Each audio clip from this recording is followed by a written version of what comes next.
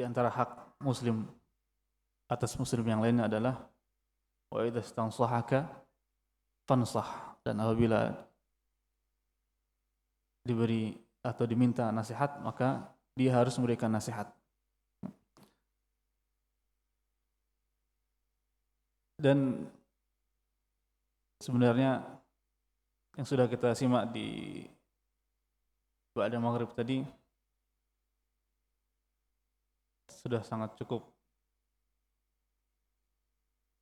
Semoga Allah beri manfaat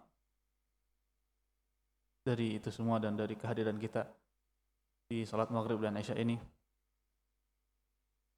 Namun ya karena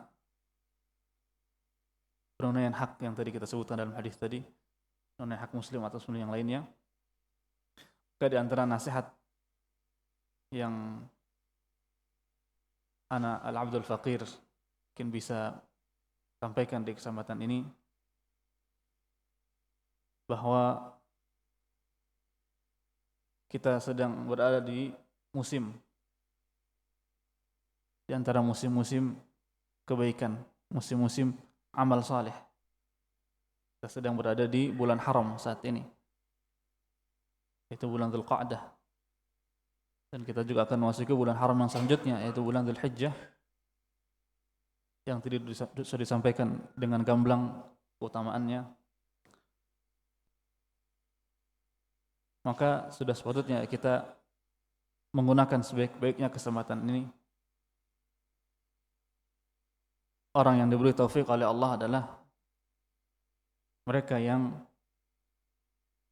bisa memaknai, bisa menta'zim, mengagungkan waktu yang Allah agungkan, musim-musim yang Allah agungkan. Dan sebaliknya, orang yang hirman, yang merugi, yang dia tidak mendapatkan taufik adalah orang yang menganggap sama aja. Semua hari sama aja. Saya tidur, saya bermain, dan seterusnya. Saya melakukan aktivitas bagaimana biasanya. Namun orang yang Allah beri taufik, mereka yang di musim-musim seperti ini meningkatkan amal saleh mereka, lebih lagi mendekat kepada Allah Ta'ala. Dan sesungguhnya jamaah waffaqanillahu wa iyyakum lima yuhibbu wa yarda, amal saleh itulah satu-satunya yang akan kita bawa perbakalan yang tertinggal, yang terus ada sama kita sampai kita berpindah ke alam akhirat nanti. Tidak ada selain amal saleh. Hanya dengan itulah kita pula mendapatkan ridha dari Allah Ta'ala. Kita hidup di dunia yang sementara ini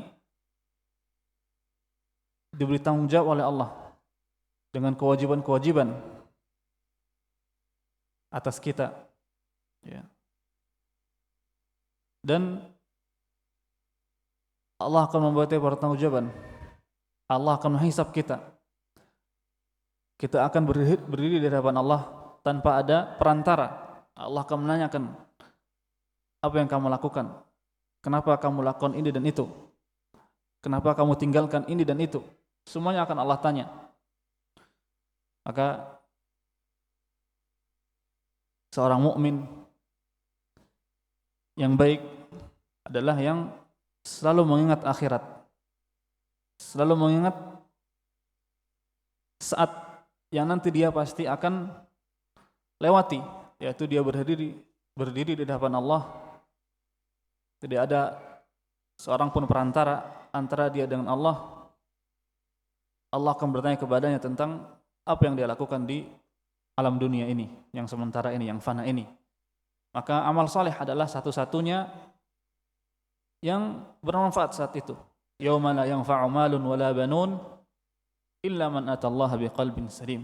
Tidak ada yang bermanfaat, harta maupun anak, semuanya tidak ada yang bermanfaat di hari itu, kecuali orang yang datang dengan hati yang salim, hati yang bersih, hati yang selamat dari penyakit dan kotoran-kotoran.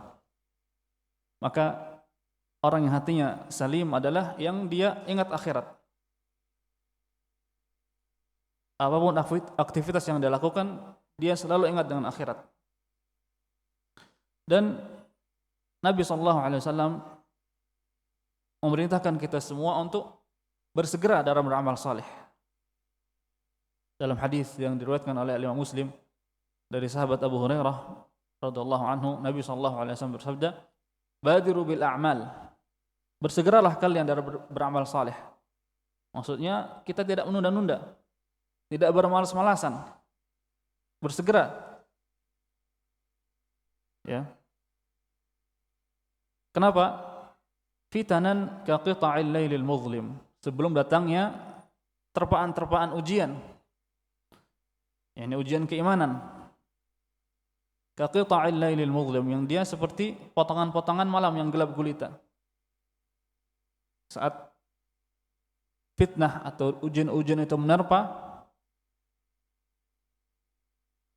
yusbihur rajulu mu'minan wa yumsi kafiran. Bisa jadi seorang di pagi hari dia mukmin, di sore hari dia kafir. Wa yumsi mu'minan wa yusbihu kafiran. Di sore hari dia mukmin, di pagi hari besoknya dia sudah kafir. Ya. Dan mungkin saat ini kita berada di zaman itu, zaman yang penuh dengan fitnah, dengan ujian. Ujian fitnah, fitnatus syubhat, ujian-ujian berupa syubhat maupun syahwat. Maka untuk menghadapi itu semua dengan apa? Bersegera kita beramal saleh. Bersegera beramal saleh. Dan amal saleh sangat banyak sekali. Apabila kita kalah dengan yang lainnya dalam satu amal, maka kita bisa melebihi dia, bisa menyalip dia di amal yang lainnya. Namun amal yang paling utama, apa amalan saleh yang paling utama? Setelah kita bertauhid, ya, kita mengesahkan Allah di hati kita, dan juga tentu tauhid juga banyak sekali amal-amal hati yang terkait dengan tauhid, ya. Tawakal, bersyukur, berharap kepada Allah, dan seterusnya. Kemudian amal-amal fisik. Yang utama adalah apa? Salat. Karena salat adalah tiangnya agama. As-salatu imaduddin, sebagaimana dalam satu hadis. As-salatu imaduddin. Salat adalah tiangnya agama. Apabila salat seorang baik, maka yang lainnya juga akan baik. Dan ada satu ayat di sana dalam Al-Quran yang mana sebab turunnya adalah sebagaimana dalam hadis yang diriwayatkan oleh Abdullah bin Mas'ud radhiyallahu anhu, dan hadis ini ada di Sahih Bukhari dan Muslim, bahwa suatu hari datang kepada Nabi SAW seseorang yang mengadu, curhat kepada beliau bahwa dia habis melakukan maksiat, dia diuji, ya, dengan fitnah syahwat, dia diuji dengan fitnah wanita, dan dia terjatuh dalam kubangan maksiat yang terkait dengan itu. Maka turunlah ayat. Dia bertanya, apa yang harus saya lakukan kepada Nabi SAW? Maka turunlah ayat, wa aqimis salata tarafayn nahar wa zulafan minal lail. Dan dirikanlah salat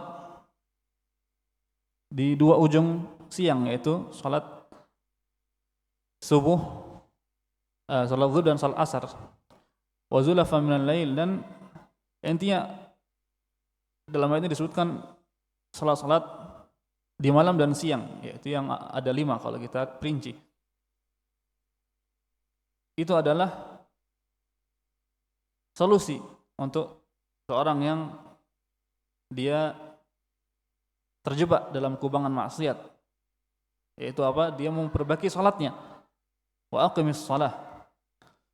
Dia perbaiki salatnya. Dan salat yang dimaksud dalam ayat ini adalah salat berjamaah.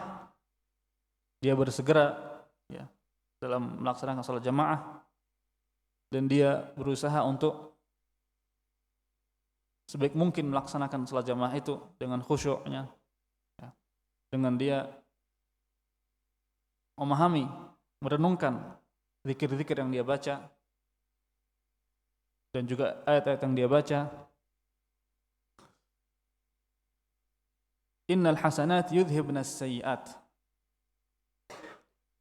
Ya, lanjutan ayatnya adalah innal hasanat yudhibnas sayyi'at. Sesungguhnya kebaikan-kebaikan, yakni amal-amal saleh, yudhibnas sayyi'at, dia akan menghapus keburukan.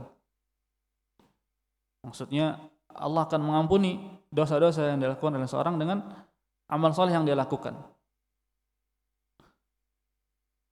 Dan juga Allah akan mengeluarkan dia dari kubangan maksiat itu. Dia yang susah meninggalkan suatu perbuatan maksiat misalkan, Allah akan mudahkan dia untuk keluar dari situ. Untuk memperbaiki dirinya dengan dia memperbaiki salatnya, memperindah salatnya. Dzalika dzikra lidzakirin, itu adalah peringatan untuk orang yang mengingat. Maka kembali kepada yang tadi kita sampaikan, kenapa kita harus bersegera untuk beramal saleh, ya, apalagi di musim-musim seperti ini.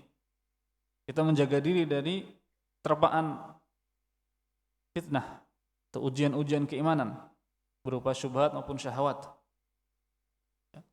Dan sebaliknya, apabila seorang dia lemah amal salehnya, dia menunda-nunda, ya, dia tidak sepenuh hati melaksanakan amal saleh, maka dia rawan bahaya untuk terjatuh dalam atau terseret dengan terpaan ujian yang ada, ujian-ujian keimanan yang menimpa dia. A'udzubillah. Begitu pula dengan amal saleh ini kita membuka halaman baru, halaman hidup, halaman kehidupan yang baru. Kita membersihkan kesalahan-kesalahan di masa lalu dan juga kita membersihkan hati kita sehingga kita semakin dekat kepada Allah dan semakin mudah, semakin kuat keimanan kita, semakin kokoh untuk meninggalkan apa-apa yang tidak dicintai oleh Allah. Ya, mungkin itu sedikit yang bisa disampaikan di kesempatan yang berkah ini, insyaallah. Semoga Allah berikan manfaat dari apa yang kita katakan dan kita simak. Dan sebelum kita tutup,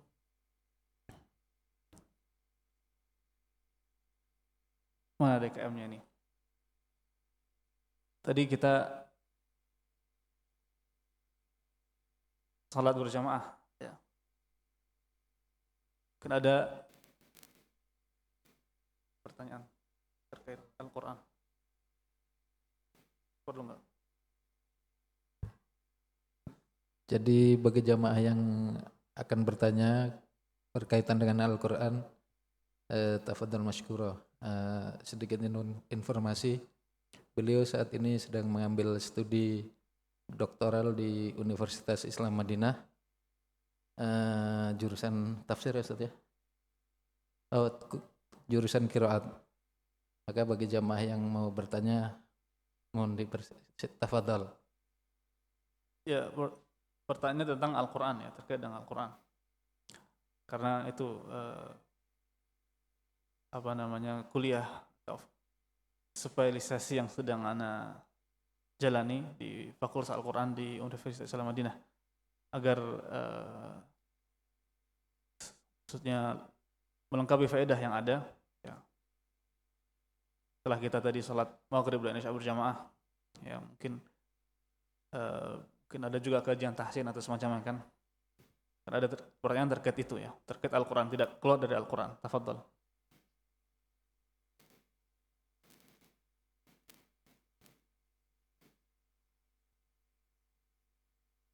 Ya, Masya Allah, pertanyaan yang bagus. Tapi ada dua pertanyaan, mungkin cukup ya dengan dua pertanyaan ini. Pertama tentang tajwid, sejarahnya ilmu tajwid. Ya, tajwid itu adalah suatu ilmu yang membahas tentang tata cara atau aturan dalam baca Al-Quran.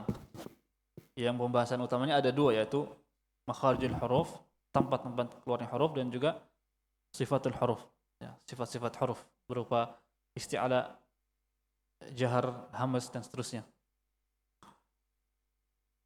Nah, tadi yang ditanyakan apakah itu sudah ada sejak zaman Nabi SAW atau setelahnya. Ya, tajwid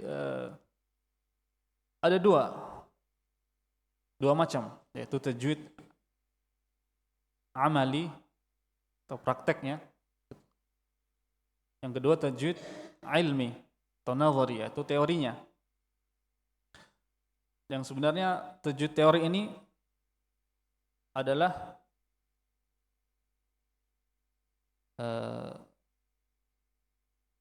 teori yang diambil, yang dipetik dari tajwid amali, tajwid prakteknya.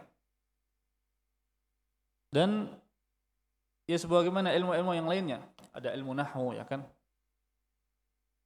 ilmu sharaf dan seterusnya, ilmu-ilmu alat maksudnya, ilmu-ilmu alat yang lainnya.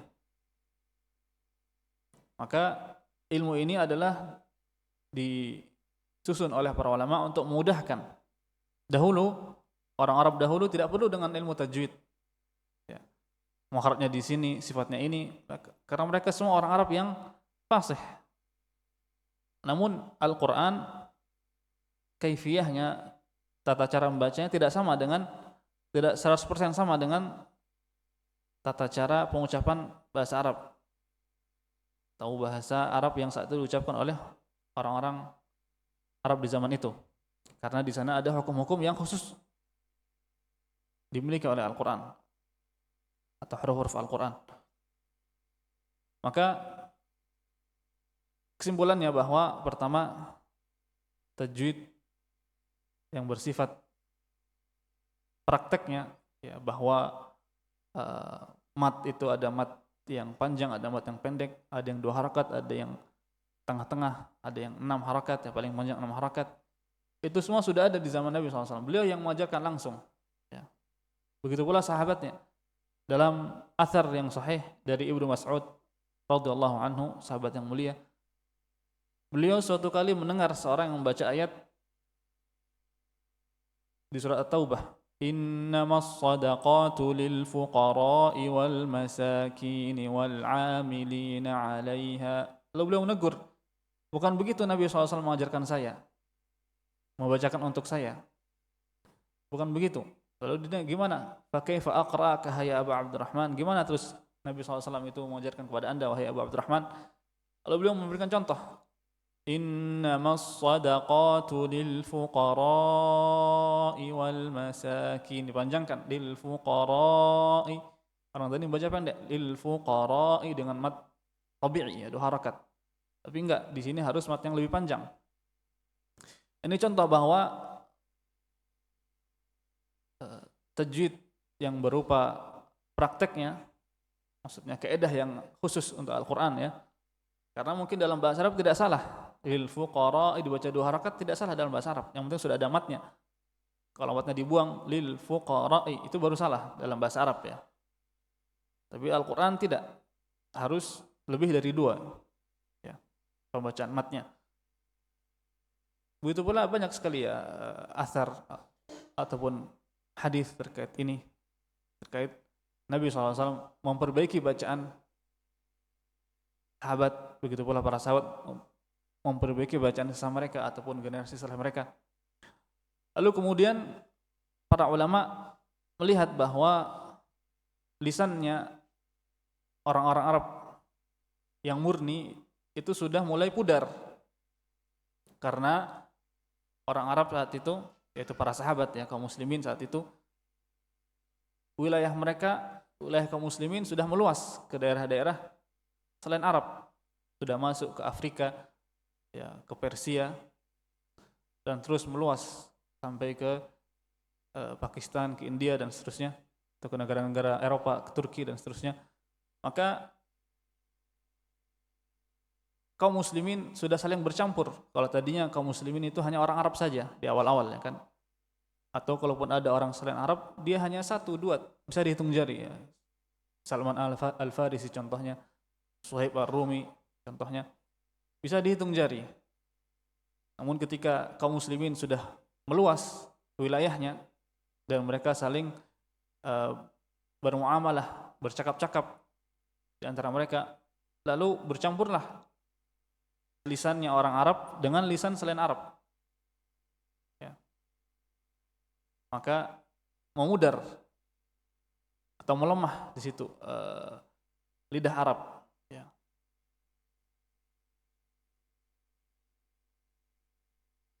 Begitu pula ilmu nahwu.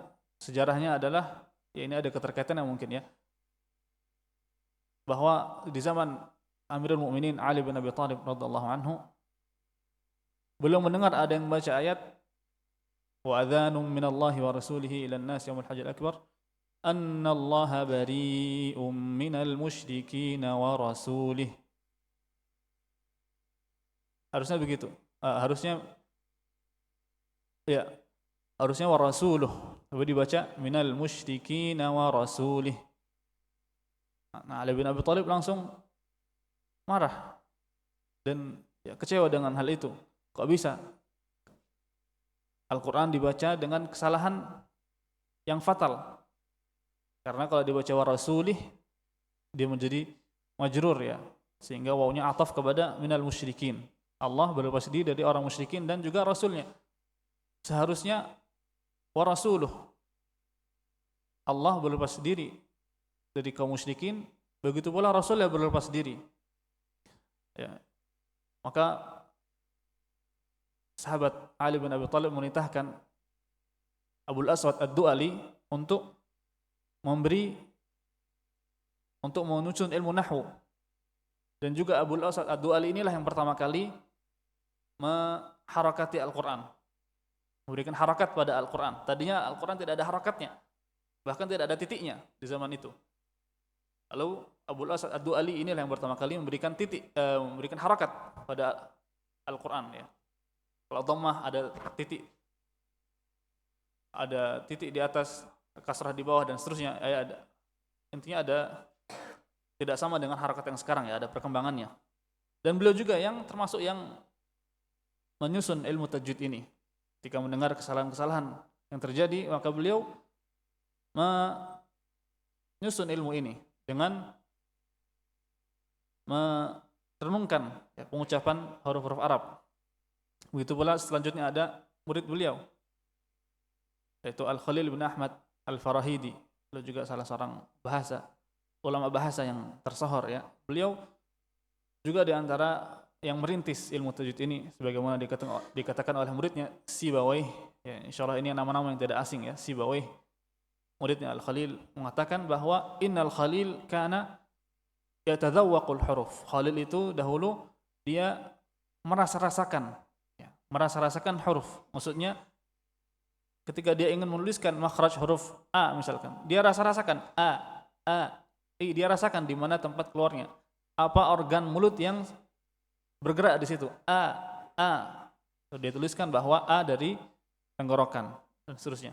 Lalu begitulah terus berkembang sampai di zaman kita ini. Dan ulama yang paling besar perannya ya, atau di antara yang paling besar perannya dan yang paling masyhur ya, tersohor namanya dalam ilmu ini adalah Al-Imam Ibnul Jazari rahimahullah, yang beliau hidup di abad ke-8 dan 9 Hijriyah.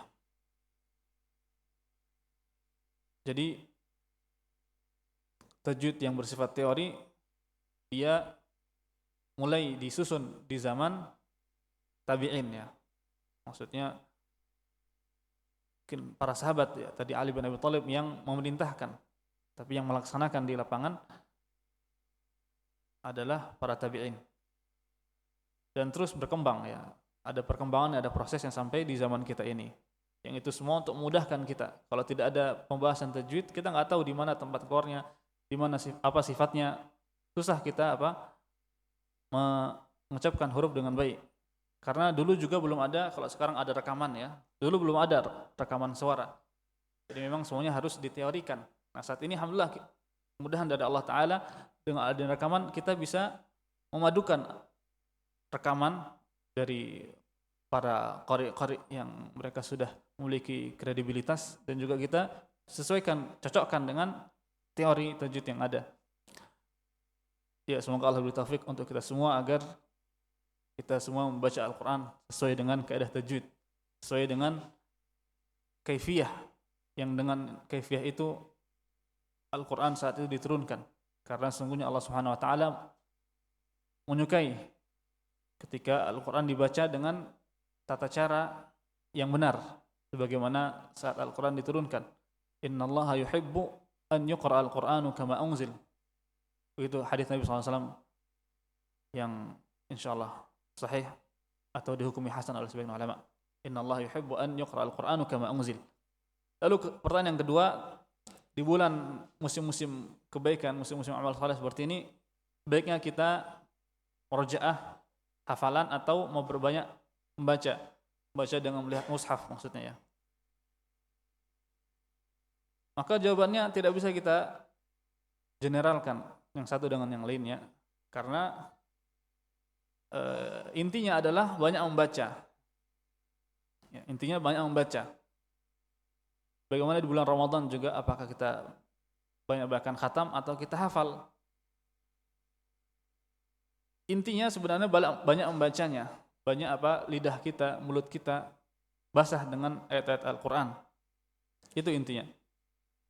Lalu antara membaca atau menghafal itu kembali ke kondisi masing-masing. Maksudnya seseorang yang dia bisa menggabungkan keduanya, ya, dia membaca dengan melihat mushaf dan dia juga menghafal. Dengan membaca dia bisa khatam misalkan, atau mau berbanyak khatam, yang itu adalah sebuah keutamaan tersendiri. Seorang mengkhatamkan Al-Quran dari awal sampai akhir. Dan dia juga menggabungkan dengan menghafal atau merajah hafalannya. Itu yang paling baik, karena melihat mushaf, ya, melihat mushaf dengan mata kita itu juga adalah suatu amalan tersendiri. Dan ada hadis yang hasan juga, ya, meskipun ada perselisihan di antara para ulama tentang status hadis ini, tapi ada di antara mereka yang menghasankannya, bahwa Nabi SAW bersabda, man sarrahu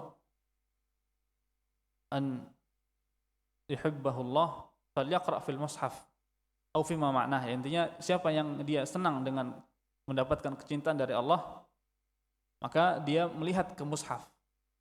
Melihat mushaf, maksudnya membaca dengan melihat huruf-huruf Al-Quran yang ada di mushaf, ya. Yang tentu kalau hafalan kan nggak melihat mushaf, ya kan. Tapi dengan hafalan dia bisa membaca di mana saja dan kapan saja. Itu keutamaan orang yang hafal Al-Quran, dia bisa membaca Al-Quran kapan saja dan di mana saja. Dia selalu ingat dengan Al-Quran.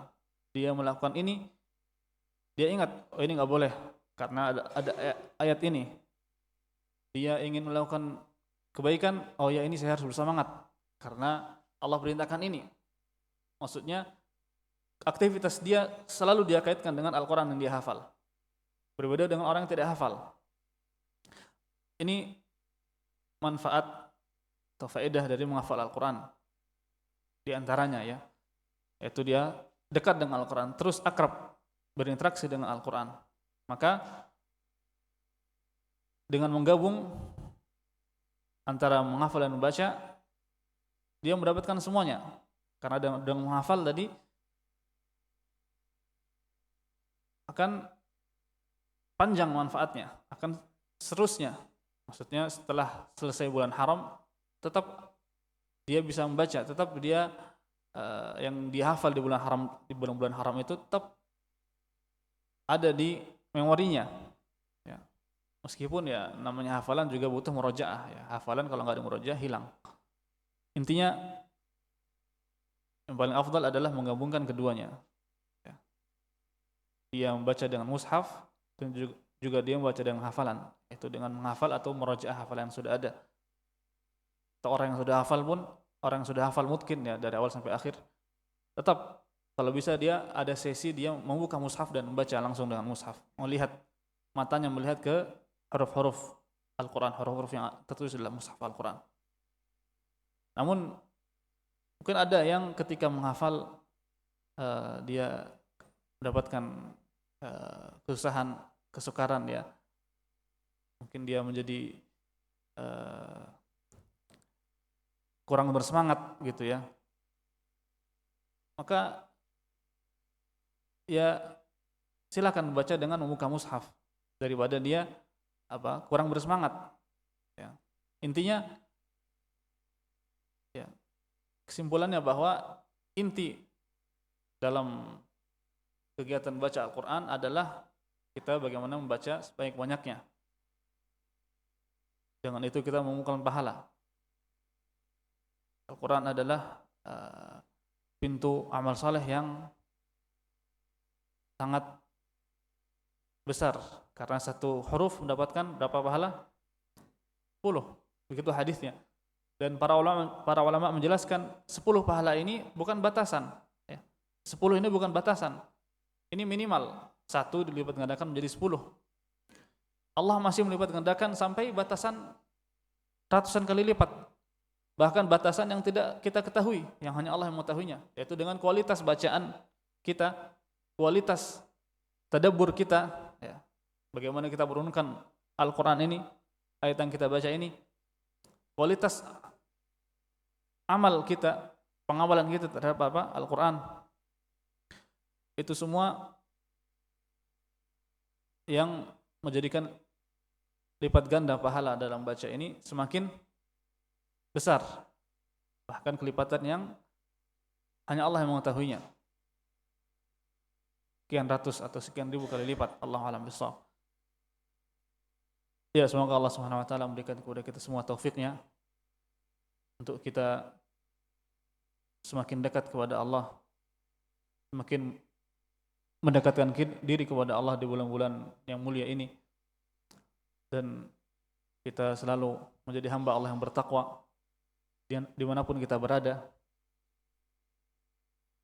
Dan kita juga mohon kepada Allah taufiknya agar kita selalu dekat dengan Al-Quran, kita mempelajarinya, kita mengajarkan apa yang kita bisa darinya, dan juga kita berusaha untuk mengaplikasikan Al-Quran yang kita pelajari dan kita baca, sehingga kita semua dengan izin Allah termasuk golongan ahlul Quran, yang mereka adalah ahlullahi wa khassatuh.